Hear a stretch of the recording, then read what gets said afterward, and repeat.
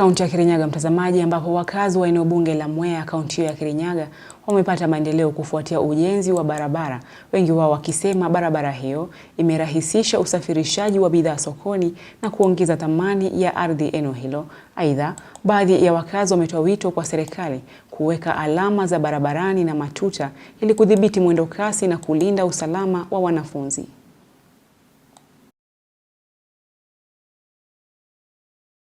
Tumeshukuru kwa sababu ya hii barabara lakini hii barabara imekuwa ikitusaidia.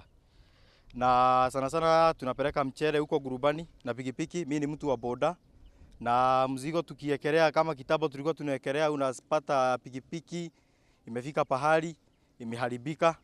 Lakini sasa kwa wakati huu tunaenda nywe miguu ndio shida.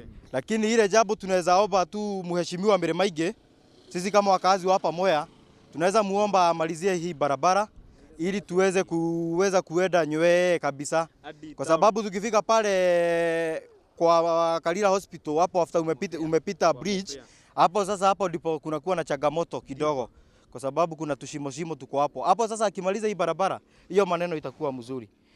Na kwa wakati huu mimi vile naweza taka kusema ya kwamba ni vizuri mkifanywa jambo mnashukuru. Hii kilomita dogo wamefanya tumeshukuru. Sasa akimaliza tutashukuru zaidi. Tuko na furaha kwa kuona lami tumejengewa, lakini hii lami bado haina bump. Inaua watu ovyo ovyo. Inaua watu ovyo ovyo. Watu wanakufa overspeed ya pikipiki, watu vijana hapa wanapita kwa haraka.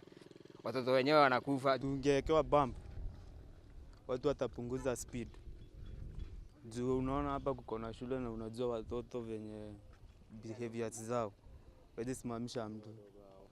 Ili yetu itapanuka vizuri juu barabara, transportation vitu zinapelekwa na zingine zinajileta. Unaona makastoma kutoka nje wanakuja, wanatusaidia.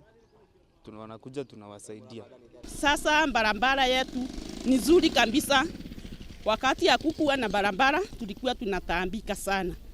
Kwenda kupeleka vitu vyetu Gurubani tulikuwa tunataambika.